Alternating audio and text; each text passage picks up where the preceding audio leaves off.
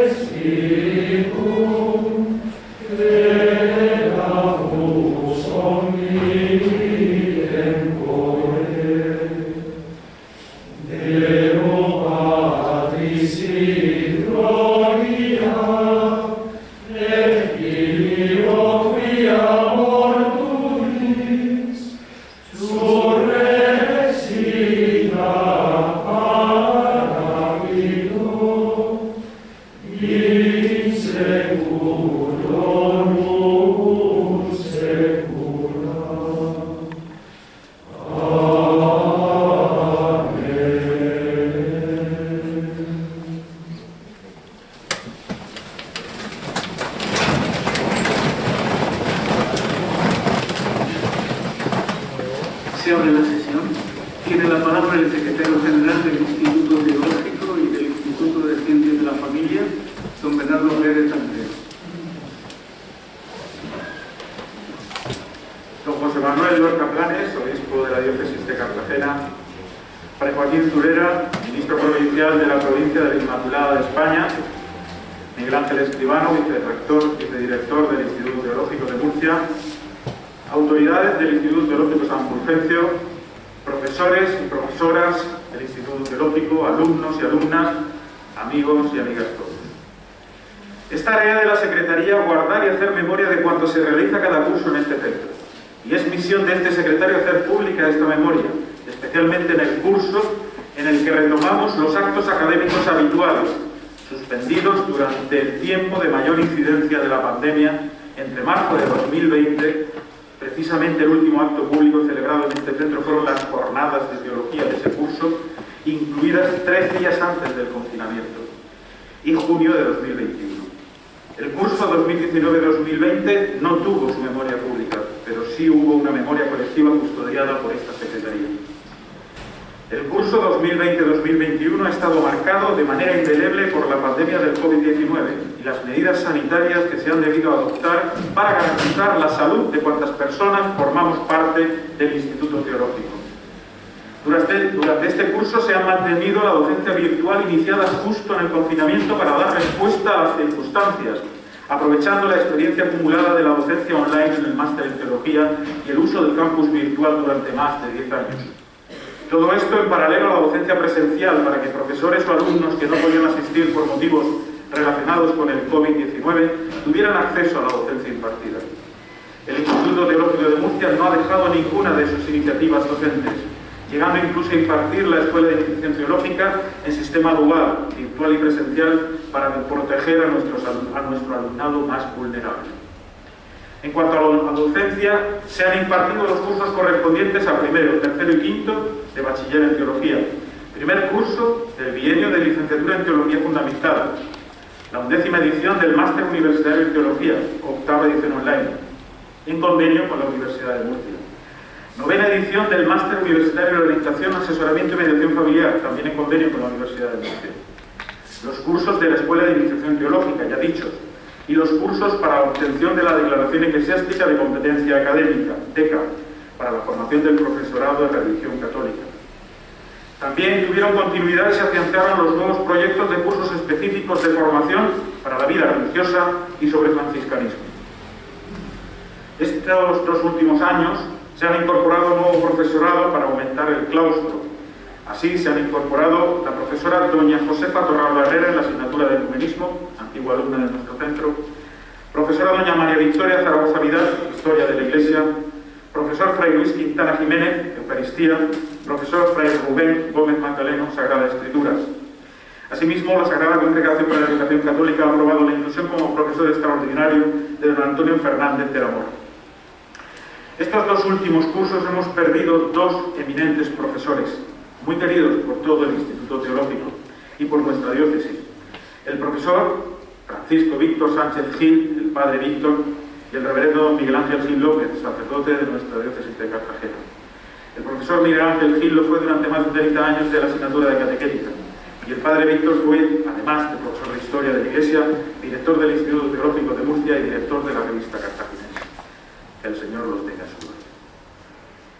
En cuanto a la investigación, los profesores del Instituto Teológico de Murcia han publicado diversos artículos en diversas revistas científicas, así como libros que más abajo citaremos. A esta labor de difusión de la investigación se suma también la labor de acompañamiento en los distintos trabajos de investigación que se llevan a cabo por los alumnos y alumnas de nuestro centro. Trabajos fin de máster, tesis de licencia y tesis doctorales. Se han defendido un total de 9 trabajos fin de máster en el máster de Teología, 13 en el de Orientación, Asesoramiento y Mediación Familiar, 3 tesis doctorales dentro de la línea de investigación en Teología del Programa de Artes y Humanidades en convenio con la Universidad de Murcia. En el bienio de licenciatura en Teología Fundamental se han defendido 6 tesis de licencia. Asimismo han titulado 8 bachilleres en Teología. Los profesores del Instituto Teológico también han dictado diversas conferencias en universidades de España y extranjeras, así como han participado en congresos internacionales con la publicación de diversos artículos en revistas. Nuestros profesores han publicado diversos artículos, como decimos, entre los que destacamos por su especial relevancia los publicados en este centro, la editorial del Instituto Teológico de Murcia. Por ejemplo, el profesor Miguel Álvarez Barredo, el libro de Jonás, Criterios Transversales Literarios y Teológicos, publicado en 2020. En la colección Minor, el padre Ruiz Verdú, Paráfrasis de las oraciones de la Eucaristía, Reflexiones y Oración, también en 2020. En otras editoriales, el profesor Vicente Llamas Roig, como coeditor, Pensar la Edad Media Cristiana, Espacios de Filosofía Medieval. Por último, se han publicado los números 140, 141 y 142 de la revista Selecciones de Franciscanismo, y asimismo los números 71 y 72 de la revista Cartaginense, revista que hay que decir que ha obtenido, con fecha del 2 de agosto de 2021, el sello de calidad científica que otorga la Fundación para la Ciencia y la Tecnología, es decir, del Ministerio de Ciencia e Innovación de España. Para acabar, como siempre, queremos citar nuestro querido Centro Safamur de Atención a las Familias, el Instituto de Ciencias de la Familia, responsable del Máster de Orientación, Asesoramiento y Mediación Familiar, cuyos alumnos realizan, y aquí tenemos algunos de ellos, Las prácticas en Safamur, Servicio de Atención a la Familia, Fundación de Acción Franciscana, y donde 3 profesionales, psicólogos y terapeutas familiares, atienden a las problemáticas de las familias. Durante el curso de 2020-2021 se atendieron 50 familias, destacando el hecho de que durante el curso se produjo el confinamiento que cerró toda la actividad, pero el servicio de orientación comenzó a trabajar desde el mismo mayo, cuando acabó el confinamiento. La experiencia demostró que había mucha necesidad de esta atención. Es de destacar las problemáticas atendidas, problemáticas de la pareja, problemáticas de hijos menores y adolescentes, de adolescentes con medidas judiciales, algunos con problemas acuciantes de consumo de sustancias, violencia intrafamiliar, problemas de comunicación. Además de las problemáticas familiares, durante este año, por motivos obvios, han aumentado problemáticas individuales debido a la pandemia, estrés, ansiedad, depresiones, duelos, problemas de trabajo, siendo necesario atender a personas que han estado en primera fila de trabajo con la pandemia, sanitarios, doctores, educadores y maestros. Todo eso se ha hecho en este centro, este curso. Concluye aquí la lectura de la memoria. Muchas gracias.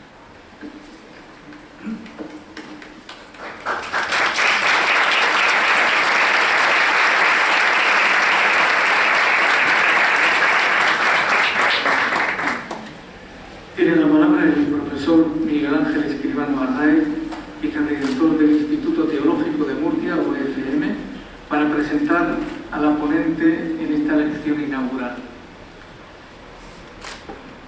Buenas tardes, presento en esta tarde a Raquel Pérez San Juan, que hace poco en la prensa normal decían que era una de las 3 mujeres con más influencia dentro de la conferencia episcopal.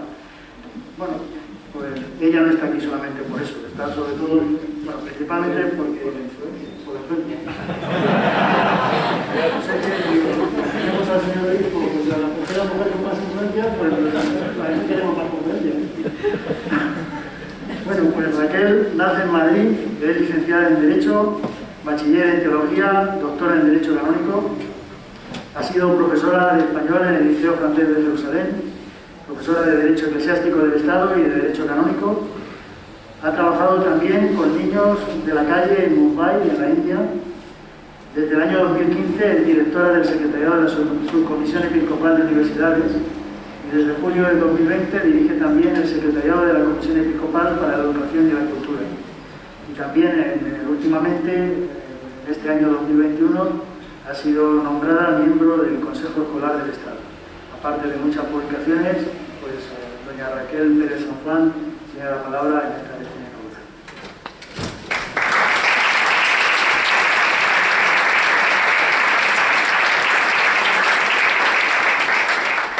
Espero que los presagios de la prensa no se cumplan.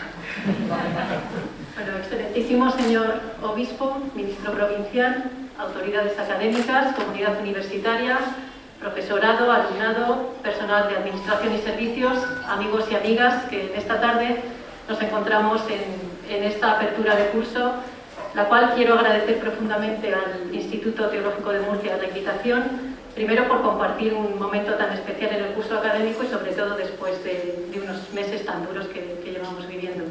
Y también porque me ha dado la oportunidad de conocer Murcia, que no lo conocía, entonces agradecida por la posibilidad de venir a esta tierra murciana. Mi intervención la voy a distribuir en 3 apartados. El primero, los estudios de Teología Hoy, la renovación impulsada por la Constitución Apostólica Veritatis Gaudium. El segundo, por qué estudiar Teología. Y la tercera, más breve, algunos desafíos que se abren a los centros que imparten estudios teológicos en nuestro contexto local y global. Fue a raíz del Concilio Vaticano II cuando se intensificó entre los fieles laicos un vivo interés por el estudio de la teología y de otras ciencias sagradas.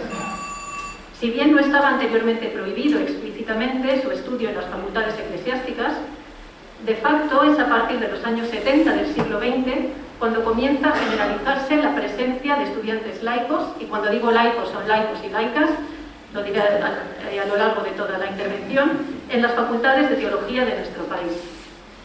A partir de la revisión de los estudios eclesiásticos impulsada por el decreto conciliar Optatam Totius, será Juan Pablo II quien en 1979 promueve la Constitución Apostólica Sapiencia Cristiana sobre universidades y facultades eclesiásticas, normativa que ha estado en vigor durante casi 4 décadas hasta que viera la luz la Constitución Apostólica Veritatis Gaudium, promulgada por el Papa Francisco con fecha 8 de diciembre de 2017 y sus normas aplicativas el 27 de diciembre de 2017.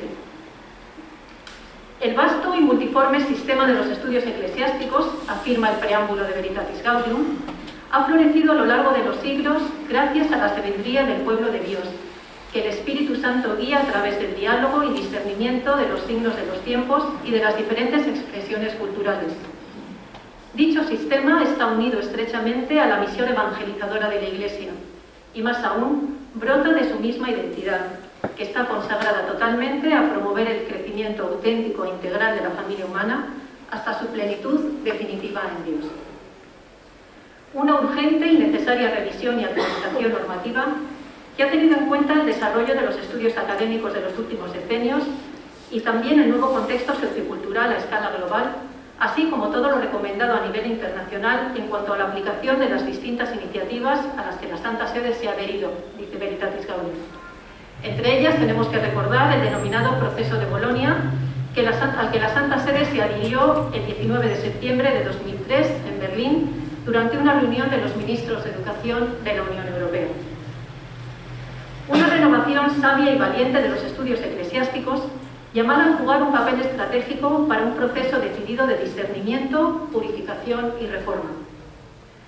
Momento oportuno, añadirá Veritatis Gaudium, para impulsar con ponderada y profética determinación a todos los niveles un relanzamiento de los estudios eclesiásticos en el contexto de la nueva etapa de la misión de la Iglesia, caracterizada por el testimonio de la alegría que brota del encuentro con Jesús y del anuncio de su Evangelio.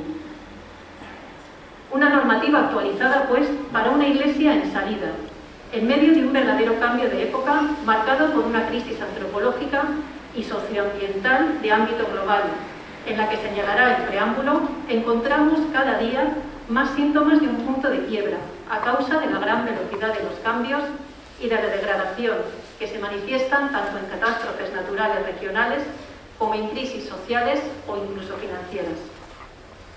Un cambio de paradigma reiterado por el Papa Francisco en diversas alocuciones a lo largo de estos años. En el discurso a la Curia Romana en 2019 decía: no estamos viviendo simplemente una época de cambios, sino un cambio de época. Por tanto, estamos en uno de esos momentos en que los cambios no son más lineales, sino de profunda transformación.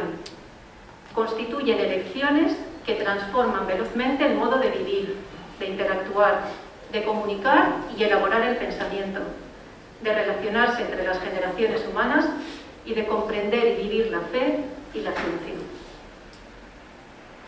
Algo ante lo que la actitud sana dirá es la de dejarse interrogar por los desafíos del tiempo presente y comprenderlos con las virtudes del discernimiento, de la parresía, nos lo recordaba el señor obispo durante la homilía, y de la hipómone, dos claves que definirá Francisco como valentía y sinceridad en dar testimonio de la verdad y saber estar y aprender a vivir en las situaciones difíciles que la vida nos presenta. El problema, apuntará Veritatis Gaudium, es que no disponemos todavía de la cultura necesaria para enfrentar esta crisis y hace falta construir liderazgos que marquen caminos. Pues esta enorme e impostergable tarea requiere, en el ámbito cultural, de la formación académica y de la investigación científica, el compromiso generoso y convergente que lleve hacia un cambio radical de paradigma. Más aún, que lleve hacia una valiente revolución cultural. Los desafíos a los que nos abre este momento los veremos al final. ¿Por qué estudiar teología? Horizonte eclesial, participación de los fieles en oficios eclesiásticos y sinodalidad. Un deber y un derecho, Canon 229 del Código de Derecho Canónico de 1983. Situándonos en el marco eclesial, permítanme hacer una breve referencia al Concilio Vaticano II, concretamente al Decreto Apostólica Mercositatem sobre el apostolado de los laicos. Este decreto, que dedica todo el capítulo sexto a la formación, tomando como punto de partida la necesidad de la formación para el apostolado, afirma: el apostolado solamente puede conseguir plena eficacia con una formación multiforme y completa. La exige no solo el continuo progreso espiritual y doctrinal del mismo seglar, sino también las varias circunstancias de cosas, de personas y de deberes a que tiene que acomodar su actividad. Esta formación para el apostolado debe apoyarse en las bases que este Santo Concilio ha sentado y declarado en otros lugares. Además de la formación común a todos los cristianos, no pocas formas de apostolado, por la variedad de personas y de ambientes, requieren una formación específica y peculiar. Para insertarse profunda y cuidadosamente en la realidad misma del orden temporal y como miembro vivo y testigo de la Iglesia, además de una cierta formación humana y espiritual, señala Apostólica Actuositatem que se requiere una sólida instrucción doctrinal, incluso teológica, ético-social, filosófica, según la diversidad de edad, de condición y de ingenio. Con este fin, recordará, se han erigido también centros e institutos superiores que han dado ya frutos excelentes. El Sagrado Concilio se congratula de estas empresas florecientes en algunas partes y desea que se promuevan en otros sitios donde sean necesarias. Participación en los oficios eclesiásticos. Por la consagración bautismal, los laicos estamos capacitados para ejercer en la Iglesia diversos oficios eclesiásticos, tanto en cargos instituidos establemente como en tareas de carácter ocasional. Así, cuando recoge el Código de Derecho Canónico que los laicos que sean considerados idóneos tienen capacidad de ser llamados por los sagrados pastores para aquellos oficios eclesiásticos y encargos que pueden cumplir según las prescripciones de derecho, y que completa diciendo: los laicos que se distinguen por su ciencia, prudencia e integridad tienen capacidad para ayudar como peritos y consejeros a los pastores de la Iglesia, también formando parte de consejos conforme a la norma de derecho. Es decir, como sujetos de la potestad de jurisdicción para colaborar y cooperar, los laicos pueden ser llamados a un oficio eclesiástico por los pastores, quienes habrán de conferirle la misión canónica para su ejercicio. Algo que irá estrechamente ligado a la formación de la persona llamada, como más adelante veremos, así como a la posibilidad de proveer una conveniente retribución, seguridad social y asistencia sanitaria por parte de quien llama. Sinodalidad. Hace unas semanas, refiriéndose a la sinodalidad, insistía la teóloga Cristina Hinojés en la necesidad de la formación teológica a nivel universitario, sobre todo para los laicos, y decía, para ser capaces de saber por dónde debemos seguir. Lo que ella afirmará es vital para tener el suficiente criterio propio y ser adultos en la fe. Un horizonte que pasa por entender el sentido y el alcance de lo que el Papa Francisco ha venido a identificar como una Iglesia sinodal, participativa y corresponsable. Corresponsabilidad de los fieles laicos en la Iglesia Misión, enunciada ya por Juan Pablo II, que, como recordaba Benedicto XVI, exige un cambio de mentalidad, especialmente respecto al papel de los laicos en la Iglesia, que no se han de considerar como colaboradores del clero, sino como personas realmente corresponsables del ser y del actuar de la Iglesia. Es importante, por tanto, que se consolide un laicado maduro y comprometido, capaz de dar su contribución específica a la misión eclesial, en el respeto de los ministerios y de las tareas que cada uno tiene en la vida de la Iglesia, y siempre en comunión cordial con los obispos. Participación a la que también apuntaba el documento de la Comisión Teológica Internacional de 2018 sobre la sinodalidad en la vida y misión de la Iglesia, cuando en el epígrafe dedicado a la vocación sinodal del pueblo de Dios decía: el pueblo de Dios en su totalidad es interpelado por su original vocación sinodal. La circularidad entre el sensus fidei con el que están marcados todos los fieles, el discernimiento obrado en diversos niveles de realización de la sinodalidad y la autoridad de quien ejerce el ministerio pastoral de la unidad y del gobierno, describe la dinámica de la sinodalidad. En esta perspectiva resulta esencial la participación de los fieles laicos. Ellos constituyen la inmensa mayoría del pueblo de Dios, y hay mucho que aprender de su participación en las diversas expresiones de la vida y de la misión de las comunidades eclesiales, de la piedad popular y de la pastoral de conjunto, así como de su específica competencia en los varios ámbitos de la vida cultural y social. Por eso, es indispensable que se los consulte al poner en marcha los procesos de discernimiento en el marco de las estructuras sinodales.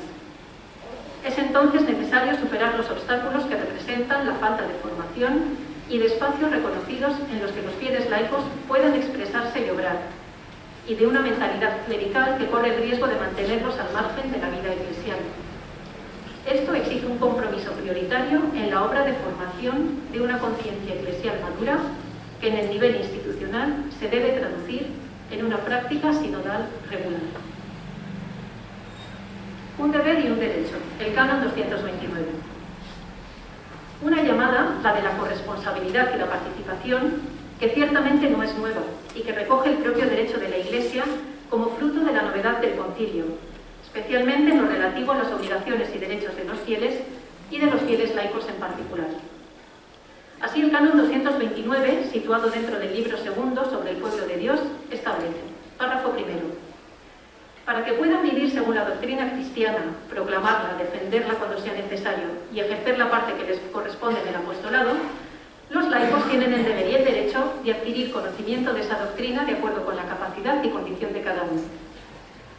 Dice el párrafo segundo: tienen también el derecho a adquirir el conocimiento más profundo de las ciencias sagradas que se imparten en las universidades o facultades eclesiásticas o en los institutos de ciencias religiosas, asistiendo a sus clases y obteniendo grados académicos. Y finalmente el párrafo tercero añade: ateniéndose a las prescripciones establecidas sobre la idoneidad necesaria, también tienen capacidad de recibir de la legítima autoridad eclesiástica mandato de enseñar ciencias sagradas. Existe pues una obligación de adquirir formación que jurídicamente se transforma en derecho fundamental, dado que la formación nos es transmitida. Un deber de proveer formación que recae sobre las personas que tienen en la Iglesia funciones de formación, particularmente las familias y los pastores. La obligación del laico de recibir la formación no es exigible de manera general, aunque pueda serlo en ciertas circunstancias si se requiere una competencia específica para el ejercicio de una función o para recibir un sacramento. Por ello, no se transforma de modo general en deber jurídico, pues se trata de un deber que va ligado a una respuesta individual a una llamada, y esa respuesta no es uniforme ni unívoca, ya que cae en el campo de la autonomía del fiel.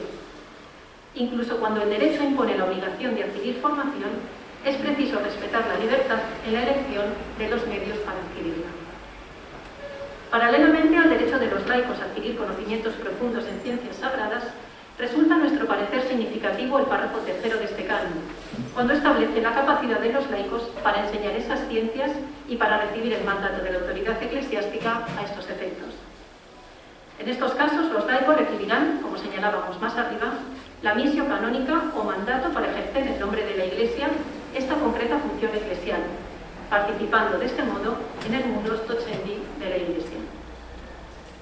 Un derecho, pues, el de adquirir los conocimientos necesarios y enseñar las ciencias sagradas, que ya había sido reconocido antes del Concilio Vaticano II, pero que el propio Concilio y posteriormente el Código no han hecho más que reafirmar y asentar mejor, sin que se trate de una cuestión de condescendencia hacia los laicos, sino más bien del reconocimiento de un derecho que les es propio. En la práctica, esto se ha traducido en pasar de cursos o programas más o menos de divulgación para los laicos a la integración total de estos en los programas y en los cuerpos docentes dedicados a las ciencias sagradas, sobre todo en las ciencias religiosas y en menor medida en la teología. Horizonte civil: la equivalencia civil automática y los estudios religiosos en el ISCEL. Los requisitos eclesiásticos para la enseñanza religiosa escolar en secundaria y bachillerato. Si nos situamos en el marco civil, tenemos que recordar que en nuestro país los estudios eclesiásticos de la Iglesia Católica tienen equivalencia civil automática, en virtud de los Reales Decretos 3.1995 y posteriormente del Real Decreto 1619-2011, promulgados como desarrollo de los acuerdos de 1979 entre el Estado español y la Santa Sede sobre enseñanza y asuntos culturales. También lo tienen los estudios impartidos en facultades de teología protestante. Esto significa que aquellos grados señalados en el correspondiente anexo de estos Reales Decretos hacen que los títulos académicos oficiales de la Santa Sede in Theologia, pues su denominación en dicha normativa es siempre en latín, previo diligenciado de la Conferencia Episcopal o de la Nunciatura Apostólica en España, si son títulos conferidos por facultades eclesiásticas situadas fuera de nuestro país, tengan automáticamente la equivalencia a títulos civiles españoles, sea de licenciado o doctor, si eran del plan anterior, o si es en el plan Bolonia, actualmente como graduado o graduada, máster universitario o doctor o doctora. Titulación académica superior bajo el régimen de la Santa Santa Sede y conferida por la autoridad del Romano Pontífice, cuyo reconocimiento intraeclesial será necesariamente distinto del máster y doctorados en teología impartidos por universidades civiles. Asimismo, en continuidad con el derecho de ver a la formación para el desarrollo de determinados oficios en la Iglesia, desde hace poco más de una década, la Conferencia Episcopal Española viene exigiendo al profesorado de religión católica de secundaria y bachillerato contar con al menos estudios de baccalaureatus en ciencias religiosas o baccalaureatus en teología para impartir docencia escolar de la asignatura de religión y moral católica. Un requisito que para esta etapa se suma a los 18 FTS, de los que constan las asignaturas en didáctica y pedagogía de la enseñanza religiosa escolar necesarias para obtener la declaración eclesiástica de competencia académica, la DECA, que nos recordaba el secretario. Una exigencia estrictamente eclesiástica que se viene a añadir a las establecidas por el Estado español para impartir docencia en las etapas de secundaria y bachillerato. Termino. Algunos desafíos que se abren a los centros que imparten estudios teológicos en nuestro contexto local y global. Junto con el enfoque que presenta el preámbulo de Veritatis Gaudium, resulta de especial interés tener en cuenta las líneas guía propuestas en enero de 2019 por la Agencia de la Santa Sede para la Evaluación y la Promoción de la Calidad de las Universidades y Facultades Eclesiásticas, la denominada ABEPRO. También la nueva normativa relativa a la afiliación, agregación e incorporación de institutos superiores, el 8 de diciembre de 2020, y la muy recientemente publicada Instrucción para la aplicación de la enseñanza a distancia en las universidades y facultades eclesiásticas de agosto de 2021, que buscan dar respuesta a algunos de los retos enunciados en Veritatis Gaudium. Teniendo en cuenta estos documentos de reciente publicación, señalamos, a modo de ejemplo, dos desafíos a los que apuntan. Por un lado, la apuesta por una cultura de la calidad, el ejercicio de un liderazgo participativo y la necesaria planificación estratégica y evaluación. Y por otro lado, una oferta académica de la teología accesible también para los laicos, información clara y transparente en las webs institucionales y posibilidad de modalidades híbridas de enseñanza y online. A la vez, no podemos dejar de recordar brevemente los 4 criterios fundamentales que señala el preámbulo de Veritatis Gaudium con vistas a una renovación y a un relanzamiento de la aportación de los estudios eclesiásticos a una iglesia en salida misionera. El primer criterio, que es el criterio que dice Veritatis Gaudium prioritario y permanente, es la contemplación y la introducción espiritual, intelectual y existencial en el corazón del querigma, es decir, la siempre nueva y fascinante buena noticia del Evangelio de Jesús. De ahí el imperativo de escuchar en el corazón y de hacer resonar en la mente el grito de los pobres y de la tierra, que concretice la dimensión social de la evangelización como parte integral de la misión de la Iglesia. Y de ahí también que en la formación de una cultura cristianamente inspirada, el acento principal esté en descubrir la huella trinitaria en la creación, pues hace que el cosmos en el que vivimos sea una trama de relaciones y en el que es propio de todo ser viviente tender hacia otra cosa, favoreciendo una espiritualidad de la solidaridad global que brota del misterio de la Trinidad. Un segundo criterio inspirador que señala Veritatis Gaudium está íntimamente relacionada con el anterior y además es fruto de este, y es el diálogo a todos los niveles, no como una mera actitud táctica, sino como una exigencia extrínseca para experimentar comunitariamente la alegría de la verdad y para profundizar su significado y sus implicaciones prácticas. El Evangelio y la doctrina de la Iglesia están llamados hoy a promover una verdadera cultura del encuentro, en una sinergia generosa y abierta hacia todas las instancias positivas que hacen crecer la conciencia humana universal. El tercer criterio fundamental que quisiera recordar es la inter y la transdisciplinariedad ejercidas con sabiduría y creatividad a la luz de la revelación. Aquí está en juego, en concreto, dirá Veritatis Gaudium, la misión que se le ha confiado al sistema de estudios eclesiásticos. Y finalmente, un cuarto y último criterio se refiere a la necesidad urgente de crear redes entre las distintas instituciones que en cualquier parte del mundo cultiven y promuevan los estudios eclesiásticos y activar con decisión las oportunas sinergias también con las instituciones académicas de los distintos países y con las que se inspiran en las diferentes tradiciones culturales y religiosas. Establecer centros especializados de investigación que promuevan el estudio de los problemas de alcance histórico que repercuten en la humanidad de hoy y propongan pistas de resolución apropiadas y objetivas. La toma de conciencia de esta interdependencia, dirá, nos obliga a pensar en un solo mundo, en un proyecto común. Finalmente, en los últimos puntos del preámbulo, se insiste también en la urgencia de dotar de un nuevo impulso a la investigación científica llevada a cabo en las facultades eclesiásticas. Dice que deben adquirir la tarea urgente de elaborar herramientas intelectuales que puedan proponerse como paradigmas de acción y de pensamiento y que sean útiles para el anuncio en un mundo marcado por el pluralismo ético y religioso. Los estudios eclesiásticos, en el espíritu de una iglesia en salida, están llamados a dotarse de centros especializados que profundicen en el diálogo con los distintos ámbitos científicos. La investigación compartida y convergente entre especialistas de diversas disciplinas constituye un servicio cualificado al pueblo de Dios y en particular al magisterio, así como un apoyo a la misión de la Iglesia que está llamada a anunciar la buena nueva de Cristo a todos, dialogando con las diferentes ciencias al servicio de una cada vez más profunda penetración y aplicación de la verdad en la vida personal y social.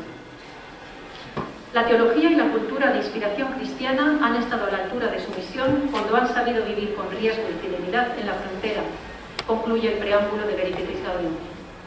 Ojalá el Instituto Teológico de Murcia de los franciscanos sea también uno de los protagonistas de este empeño. Es lo que os deseo a todos en este nuevo curso académico 2021-2022. Muchas gracias.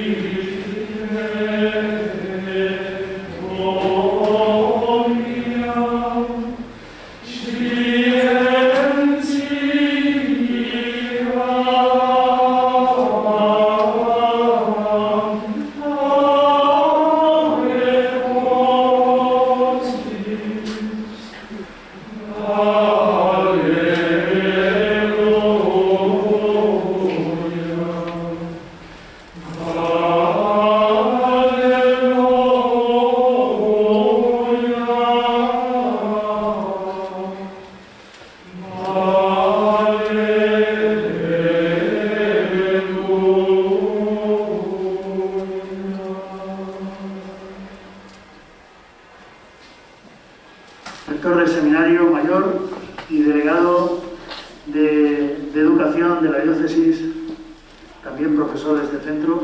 Bienvenidos. Saludo dentro de las autoridades de la Universidad de Murcia, antiguo rector y exalcalde de la ciudad, José Ballesta, que está más por amistad y por que le mandé un WhatsApp urgente que por antiguo rector. Profesores, alumnos, a todos iniciamos un nuevo curso académico lleno de ilusión y como si del primero que inauguramos se tratase lleno de esperanza. Esperanza porque hemos vivido 2 años muy difíciles, no solo por no haber podido impartir clases totalmente presenciales, sino porque la enfermedad ha visitado nuestras casas, nuestras familias y hemos tenido que despedir en soledad a muchos hermanos que sintieron y vivieron el Instituto Teológico de Murcia como algo suyo.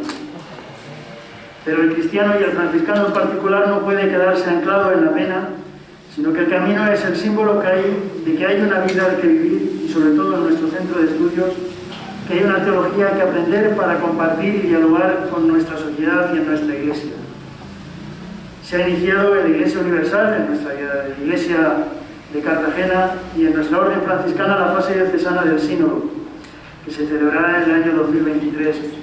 No cabe duda que la teología, la formación, el diálogo con la sociedad debe buscar las respuestas a una sociedad donde la presencia de la Iglesia cada vez es más lejana y, sin embargo, se hace más necesaria. Por ello, nuestros estudiantes tienen la gran obligación de formarse no solo en recibir conceptos, sino en ser capaces de crear su propia base de pensamiento desde la teología que la Escuela Franciscana siempre nos invitó a hacer vida. En nuestro centro debemos resaltar la importancia de un amplio grupo de seglares, de laicos, que buscan en la teología el ser ellos mismos portadores del mensaje evangélico, resultado de un serio estudio y un compromiso vital, así como las religiosas y monjas de vida contemplativa que tienen en el Instituto Teológico de Murcia el lugar de formación para vivir su vida consagrada desde una formación íntegra en su respuesta a Cristo y su servicio a los hombres y mujeres de nuestro tiempo. Quiero resaltar y señalar y saludar de un modo especial a los estudiantes franciscanos. Les pido para este curso una siempre mayor implicación. Es nuestro centro de estudios teológicos de la Orden aquí en España y su esfuerzo en el estudio y en el testimonio de vida franciscana no debe tener límites, como tampoco tiene límites la vida franciscana. En definitiva, el esfuerzo, la reflexión y la oración serán el resultado de la excelencia que no alcanza el centro, sino quienes en él se forman. Pero esta esperanza de un alumnado que realice su propia reflexión solo se podrá hacer realidad desde la presencia de un profesorado implicado en la enseñanza de la filosofía y la teología. Y tengo la absoluta certeza de que el profesorado del Instituto Teológico está implicado en la realidad de enseñar, no solo por ser buenos profesores, sino porque además han descubierto la importancia de la reflexión teológica y filosófica que nace de la Escuela Franciscana, y que invita a que la reflexión no solo sea teórica, sino que busque el lugar de la teología en la realidad social y eclesial que nos rodea. Como ha indicado el secretario general del centro, este año con nuevos profesores que han estudiado en nuestro centro y muestran la implicación de la vida religiosa, sacerdotal y laical con el mundo del pensamiento teológico franciscano. No podemos olvidar que una motivación para que el profesorado avance en esta reflexión son necesarios los espacios para que se publique. El Instituto Teológico es responsable de 4 revistas, 2 del centro, la revista Cartaginesia, que ha recibido el premio de calidad por el CECIP, y la revista Selecciones de Franciscanismo, única publicación de contenido exclusivamente franciscano en castellano. Y dirigidos por 2 profesores de nuestro centro, las revistas de la Orden Franciscana en España, Verdad y Vida y Archivo Iberoamericano. Esta última es ponente de las publicaciones históricas de contenido franciscano y eclesial. Y, por supuesto, las 3 colecciones de libros en la colaboración de la editorial Espigas y del Instituto Teológico de Murcia. Para que este centro pueda tener esa esperanza necesita de 2 pilares, como son, por un lado, la Orden Franciscana. Este centro es el centro de la Orden Franciscana en España y Portugal. Es el único centro de estudios teológicos y de ahí la necesidad de que la seriedad de nuestro trabajo lleve consigo que el franciscanismo tenga una repercusión importante en el mundo social y universitario de Murcia. Los frutos se ven en la relación con la Universidad de Murcia, con la que se llevan a cabo 2 másteres oficiales, el de Teología totalmente online, que facilita que la teología se estudie en el ámbito universitario civil, con alumnado de toda Europa y América, y el máster en Orientación, Asesoramiento y Mediación Familiar, como implicación del deseo del centro en estudiar y cuidar a la familia, como portadora de vida y constructora de sociedad y ejemplo de iglesia doméstica. No quiero dejar de dar las gracias a la Diócesis de Cartagena, en su señor obispo, que nos permite tener un lugar dentro de la formación teológica con la colaboración de un buen número de profesores, sacerdotes de esta diócesis, algunos de ellos ya obispos en tierras castellanas, y por supuesto a las diócesis vecinas, como la de Albacete, Guadix, Almería, Orihuela, por tenernos como punto de referencia la formación especializada de sus sacerdotes y también como profesores, como es el caso de la muy querida diócesis de Albacete. Termino deseando un buen curso escolar a todos los profesores y alumnos, un deseo que den lo mejor de cada uno, que es la mejor forma de vivir a Cristo, haciéndolo presente en la sociedad y la Iglesia por medio del pensamiento teológico franciscano. Muchas gracias.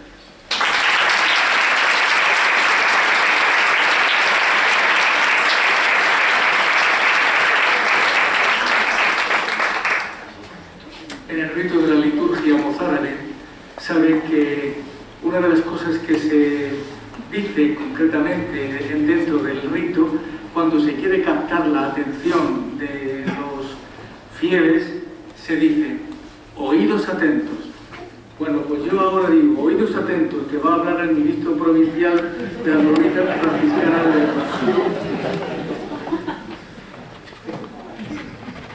Excelentísimo señor obispo de la diócesis de Cartagena, don José Manuel, hermanos Pedro y Miguel Ángel, en vuestra tarea de llevar adelante este instituto teológico.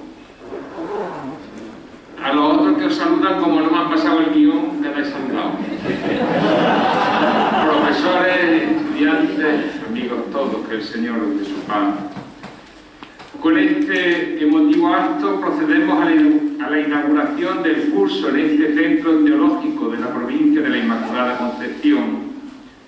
La apuesta de nuestra entidad es cuidar y nutrir nuestro instituto de formación teológica y espiritual, en el que se ayude a quien esté interesado a conocer y profundizar en la visión teológica y franciscana, abriendo el interior del ser humano al pensamiento y a la ardorosa entrega para vivir a fondo e intensamente aquello que creemos y profesamos. Si hoy la Iglesia y nuestra orden recuerda a San Pedro de Alcántara, del que decía Santa Teresa de Jesús que parecía hecho de raíces de árboles, nos podemos servir de su testimonio de vida.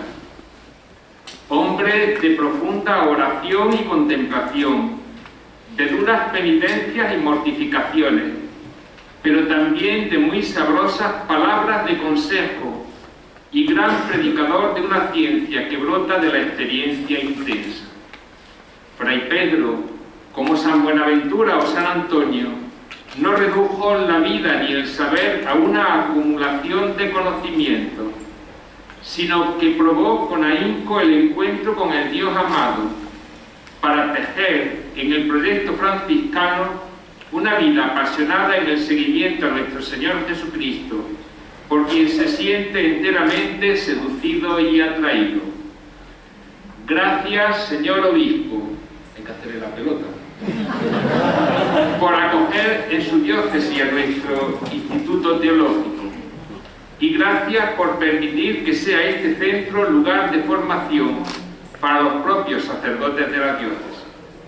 Vivimos en esa comunión de quienes nos sabemos partícipes y constructores de una misma y única Iglesia, en la que por encima de intereses personales prima la comunión por una formación sólida y auténtica de quienes cuidan su formación inicial y permanente. Una formación que no es única y exclusiva de sacerdotes y religiosos, pues en nuestras aulas también contamos con un nutrido grupo de laicos que desde las distintas ofertas propuestas se embarcan en este proyecto, para que la Iglesia experimente la fuerza y empuje de todos aquellos que se forman desde su condición laical, viviendo en sintonía y con capacidad de servicio su condición. Gracias a todos. Disfrutad de un nuevo curso, donde en lugar de hablar de pandemias y males endémicos, sintamos el deseo de profundizar en las raíces de nuestra fe, entender fuentes de comunión, en abrir el corazón al otro con mayúsculas, que nos empuja a sentirnos y vivirnos solidarios y comprometidos con los otros. Así, apropiándonos del pensamiento de nuestro seráfico Padre San Francisco en las admoniciones, podremos decir: bienaventurado aquel que no haya gusto y alegría sino en las santísimas palabras y obras del Señor, y con ellas estimula a los hombres al amor de Dios con gozo y alegría. Feliz curso a todos.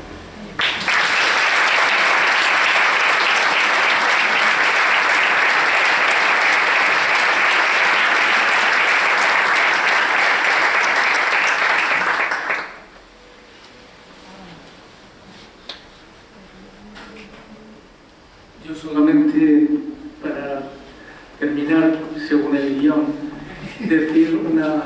El guión lo pone aquí, eso. No voy a decir muchas palabras, solamente unas que me parece que están en el sentir de todos. Y es dar gracias a Dios, porque afortunadamente en esta ciudad de Murcia hay unas posibilidades fantásticas para una extraordinaria formación, a todos los niveles y en todos los ámbitos, ¿no? Pero a nivel de la formación eclesiástica estamos para dar gracias a Dios porque tener 2 centros superiores de formación teológica es un lujo, es un lujo. Y es un lujo que hay que aprovechar. Leía yo hace poquito, cuando ha salido la revista Eclesia de hace nada, está dentro de poco, está en las manos de todos, unas declaraciones del cardenal Ladaria, el prefecto de la doctrina de la fe, que decía: ojalá todos los institutos y facultades teológicas se llenen de laicos y de laicas. A mí me ha animado bastante esto, porque históricamente había algunas, no sé si restricciones por 1000 cosas de este tipo que no vienen al caso, pero que es realmente una apertura extraordinaria y una oportunidad para poder vivir y experimentar el gozo de conocer mejor a Dios a través de toda una historia de pensamiento, de trabajo científico a todos los niveles, no solamente a nivel de la teología dogmática, sino yo pienso en la Sagrada Escritura, que es mi especialidad, y ahí realmente ves que es una maravilla realmente ver cómo de hecho la profundización en este campo es tremenda. Y doy gracias a Dios porque ahora mismo el que quiera puede prepararse mejor dentro de las posibilidades que tiene cada uno en este centro, en el ITM, que realmente tiene más que probada la competencia. Y de hecho estáis saliendo personas bien preparadas que podéis ofrecer también vuestros conocimientos a nivel de... No hay muchos campos de salida, eso también es verdad, porque aquí hay que decirlo todo, no hay muchos campos de salida, pero la salida más grande que tiene uno es una preparación en este ámbito teológico, sobre todo en la enseñanza y luego para la vida práctica, que creo que fundamentalmente será extraordinaria. Y está el centro de estudios, el centro del ITM está, como saben ustedes, agregado a la facultad, a la Universidad Antoniana de Roma, y el centro, el Instituto Teológico de San Fulgencio en Murcia, estamos afiliados a Salamanca, que es la Universidad de la Cofradía Episcopal Española. Bueno, pues una y otra realidad es importante y sobre todo es para dar gracias a Dios. Yo animaría desde aquí, aunque llegue un poco más allá de mis narices lo que estoy diciendo, a que la gente que quisiera vivir una preparación mejor, científica también, de la dimensión de la fe, que no lo dude. Porque hay gente, y aquí hay gente que yo conozco, que lo están haciendo a veces como se suelen hacer las casas cuando uno tiene mucho dinero, es por fases, ¿no? Bueno, pues se puede ir haciendo también por fases, e ir preparándote, metiéndote en esta dinámica y sobre todo participando en una formación seria, aunque tardes más de lo establecido en el cómputo de horas y créditos establecidos, ¿no? Aunque tarde más años, no pasa nada, lo importante es una formación seria. Claro, me estoy refiriendo a gente que tiene otras ocupaciones y otras tareas y otros trabajos, lo cual quiere decir que si no es imposible, es posible. Y si es posible, mucho ánimo. Animad también a la gente que conozcáis, que esté interesada, o abrirle la expectativa también a cuanta más gente mejor. Porque es una oportunidad que tenemos y una gracia que hay que aprovechar. Así es que mucho ánimo, que Dios os bendiga a todos y que tengáis, especialmente en este Instituto Teológico, buen trabajo.